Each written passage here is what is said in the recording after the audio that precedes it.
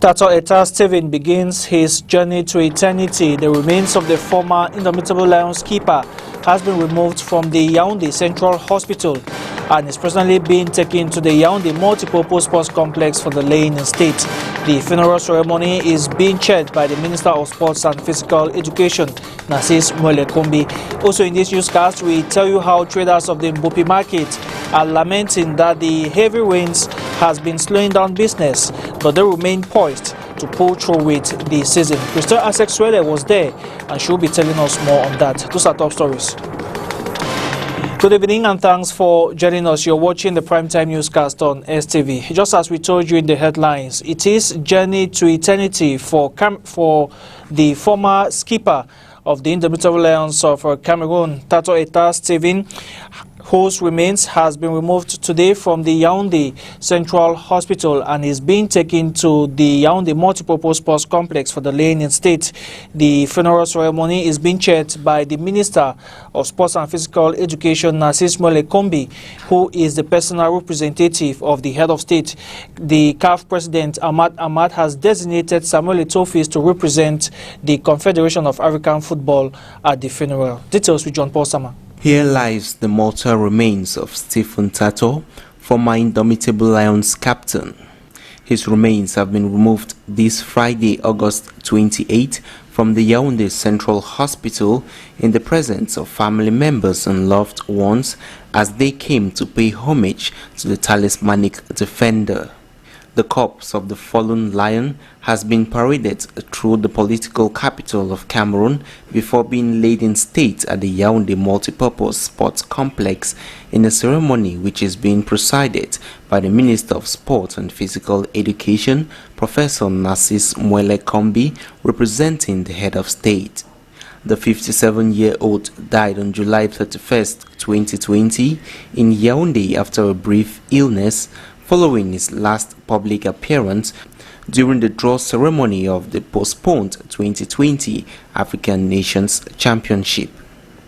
He represented the green, red, yellow flag on 63 occasions, scoring 3 goals, and also played for Tonnerre of Yaoundé as well as Olympique of Volley, and was the first African to ply his trade in the Japanese league with Tosu Futures Football Club.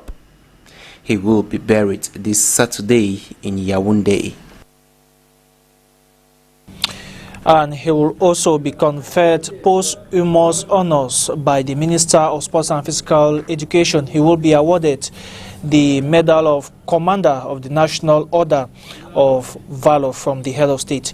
Now, 14 regional delegates recently appointed have assumed duties following their installation today in the economic capital, Douala. The governor of the littoral region, Samuel Jodone Ivaha Diboa, who commissioned them, has charged them to be rigorous and assiduous in the discharge of their duties. Details with John Paul Sama. The Herculean task of ensuring that discipline reigns in the public transport sector in Douala is the mission given to the newly installed regional delegate of transport. Le patron de la région m'a interpellé au sujet de la sensibilisation des... The boss of the littoral region briefed me on the situation of public transportation at the level of travel agencies and syndicate members to ensure that things go on smoothly during this difficult period in the life of our country. I am going to invest all my energy and intelligence to be up to the task in order to fulfill the missions which have been given to me. Pour être à la hauteur des missions qui sont les miennes à la délégation régionale des transports du littoral. The new transport boss in the region is confident that he will be up to the task and make sure that the services provided by the delegation are the best. Après plus d'un an de fonction, je dois vous dire que le chantier. After over a year, I have to say that the ongoing works in this domain are well on course. As the regional delegate of transport in the littoral region, I am going to make sure that the services provided by this delegation are the best.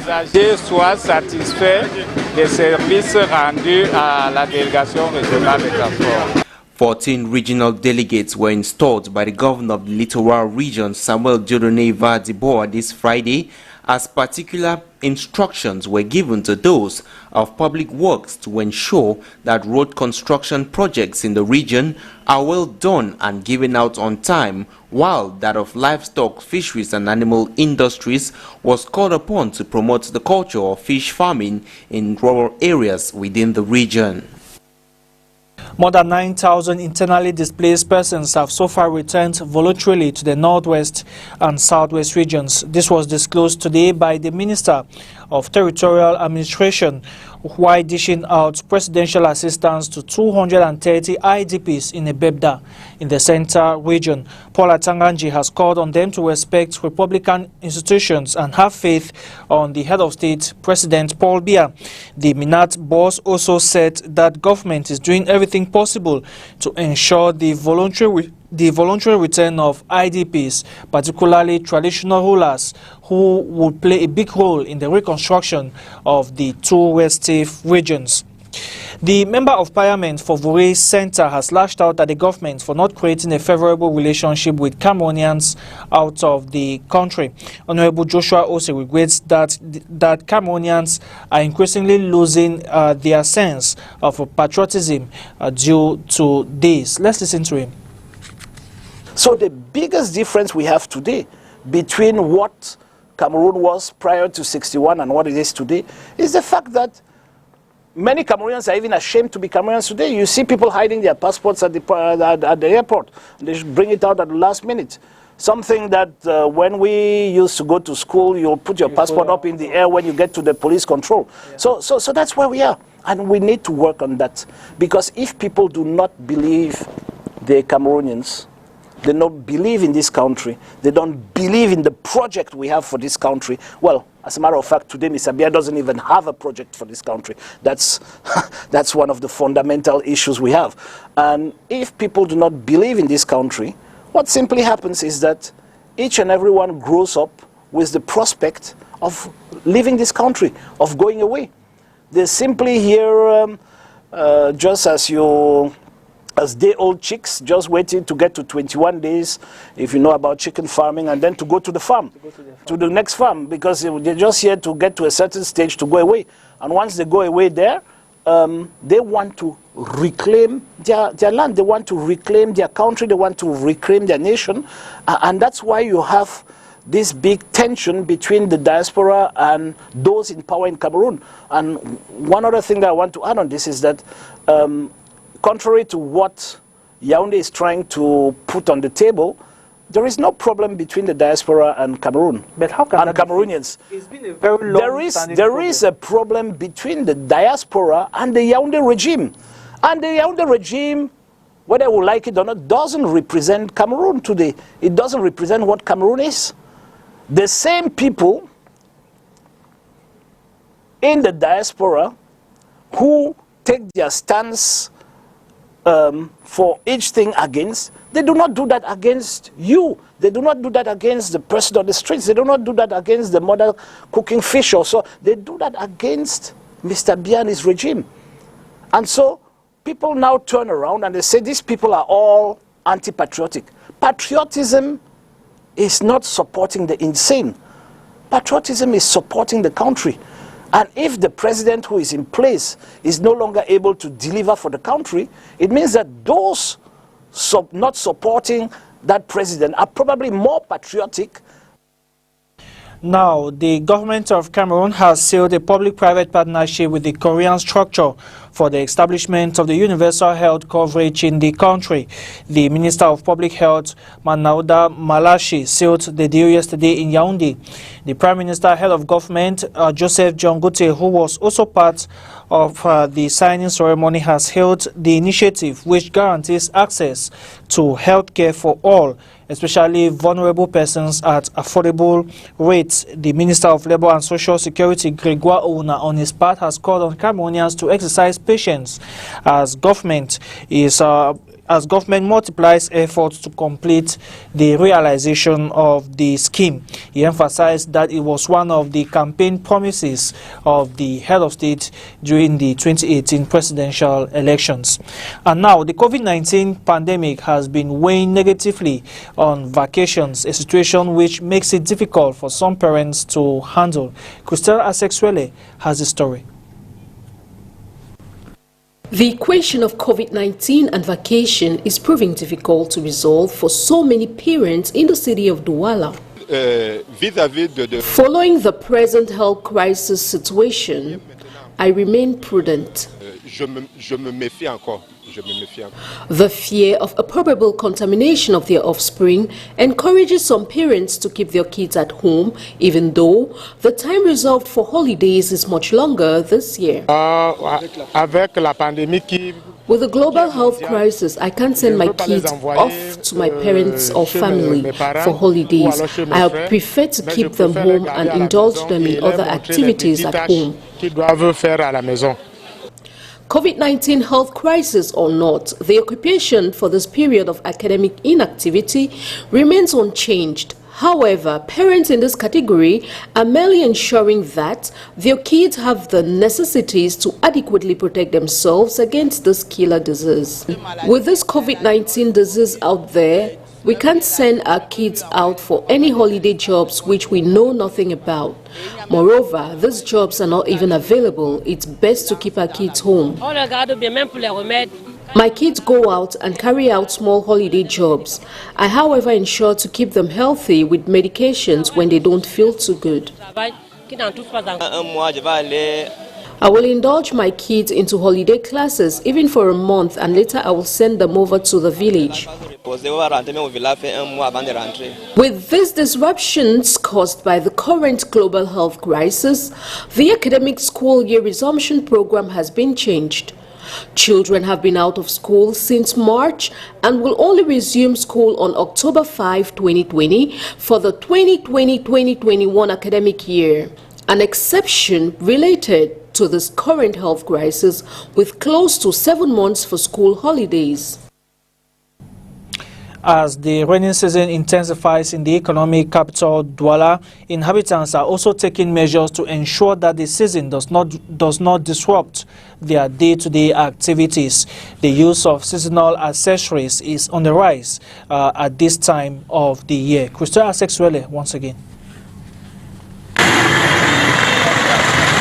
The inhabitants of the littoral region of Douala are steadily accommodating themselves with the appropriate and necessary accessories to ensure that they brave the rainy season with all serenity. Ce qui concerne la saison pluvieuse dans la région du littoral, moi particulièrement, bon, pour ne pas in order not to damage my clothes during the rainy season in Douala, I endeavor to dress up to fit in with the season, just like my jacket you see on me, and my waterproof boots to ensure I am comfortable during this season.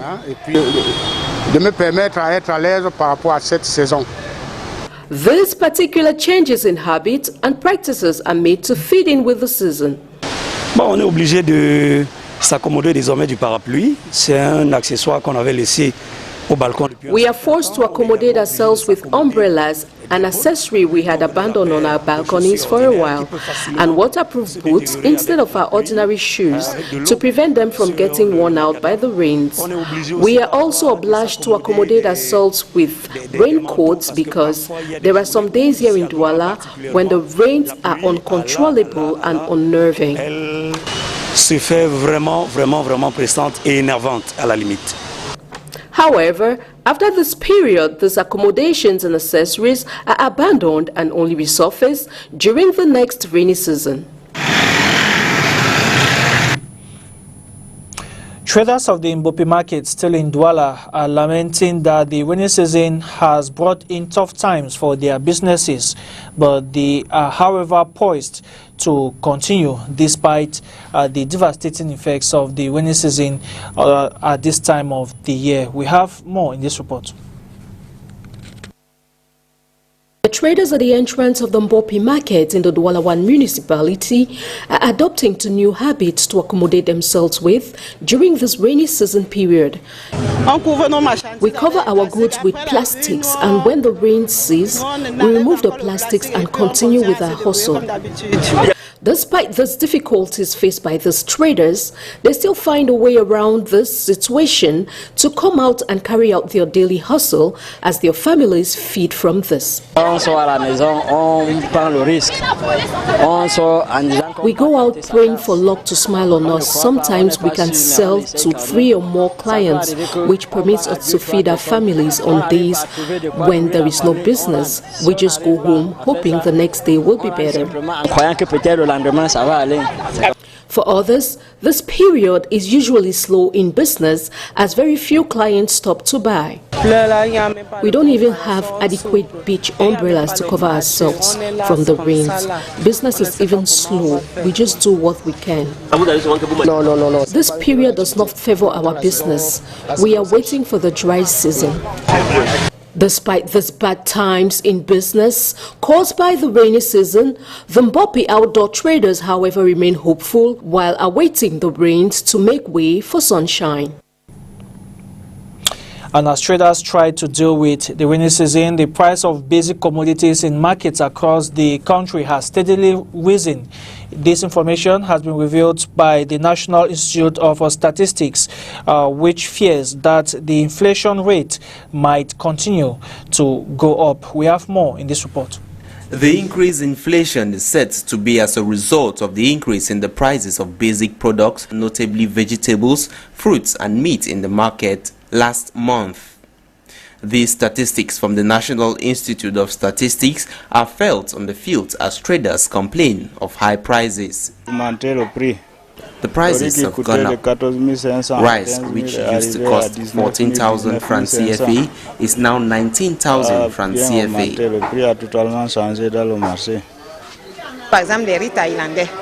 Thailand rice, which used to be retailed at 150 francs per cup, is now 21,000 from 18,000 francs CFA per sack. But we still retail at that price, which is costing us a profit. Those in the fish sector are not also spared from this. I have been selling fresh fish for over 30 years now, but these days I can't even buy to resell. Prices have increased. The scarcity of fish has caused the prices to increase. The high waves at sea makes it difficult for the fishermen to go out and fish. The few fish available is very expensive as the retailers are many. When there is fish in abundance, a heap sells at 6,000 francs, but now the heap sells at 9,000 francs. That of 2,500 francs now sells at 5,000 francs due to the scarcity. To ensure that this 2.5% increase in prices is curbed, the National Institute of Statistics proposes that the government shouldn't wait for the threshold of community inflation, but continue to supervise the supply chain in markets, stay active as well as put in place an appropriate fiscal policy to facilitate commercial flow and ensure stability in prices. Out of the country, Republicans have their turn this week to holding their convention to re-nominate Donald Trump for a second term as President of the United States. As with Democrats last week, the coronavirus pandemic forced Republicans to rethink holding a convention while remaining socially distant. We have more with the VOA. We, as a state, want to bring forth our delegates, 172, for Donald Trump. Republicans started their convention with a sharp contrast to Democrats, Donald J. Trump. Conducting the roll call vote of states to renominate President Trump during the day, away from primetime viewers, and with a fraction of the 2,500 delegates attending. Donald J. Trump for the President of the United States. Our journey begins at the... Democrats used their roll call vote as a virtual cross-country journey, with delegations showing off a bit of their state while casting votes by video. I actually think the virtual convention has been a boon to both parties. For one thing, the virtual convention allowed the DNC to really skirt the real intra-party differences among Democrats. You didn't have any huge protests or loud calls of support for Bernie Sanders, say, when his nomination was put into play. And you also didn't have those chants of lock her up, which were interspersed with among all the speeches at the RNC 4 years ago. And you know what Joe Biden will do. While Democrats made generous use of low-tech videos to deliver short speeches, Republicans tried to replicate the staging of a live convention using a mix of recorded and live speeches from a grand auditorium. Good evening. Only a handful of sitting elected Republican officials spoke. Don't believe me? Former President George W. Bush did not. It's all run by Democrats. The absence of the old guard of the Republican Party is definitely meaningful this year. As we've noted, you want to show the continuity of the party itself. You want to show the parties behind you. And the absence of key figures signals this year that that's not necessarily the case. Instead, many of the featured speakers for Republicans have been members of the president's family and their significant others. Who blame America first. If the goal of the convention is to enthuse his voter base, maybe remind them of why they voted for Donald Trump 4 years ago, a family member is just as likely to do that as a Republican elected official, and perhaps even more likely, since one thing we know about the Trump base is that they are extremely suspicious of politics as usual. First Lady Melania Trump expressed sympathies for those who have been affected by COVID-19. Other convention speakers praised the president for his handling of the crisis. America has the most COVID deaths in the world. While Democrats spent much of their convention criticizing Trump for not doing enough about the pandemic, the politics of it played out in some more subtle ways. Joe Biden, of course, talked to his guests via Zoom remotely. And whenever Biden was in proximity with other people, he always was sure to model the use of a mask. Donald Trump, on the other hand, conducted his panels in person in the White House, and there were no masks involved. I think that speaks to larger differences between the two parties, not only on how to approach the coronavirus, but also the future of America in general. We're facing the worst public health crisis. And both parties claim the other is painting a dark picture of the American future if the opposing candidate wins. I think what's interesting about this moment is that that optimism as a claim is being manifest quite differently. And the Democratic National Convention, it was almost a more somber and intimate tone, some sense of even some mourning, especially when they showed pictures of people whose lives have been lost to COVID-19. And the optimism in the Republican case was manifest in terms of a higher volume, a tone of what will happen if the future is left in the hands of the Democrats. Without a live audience to react and applaud, speeches have been shorter at both conventions. But fewer people watched either convention on television than did 4 years ago. Steve Reddish, VOA News, Washington. Celebrating America as the land of promise. And that does it for the Primetime Newscast on STV. Continue watching programs on STV. From the entire news team, have a good weekend. Good night.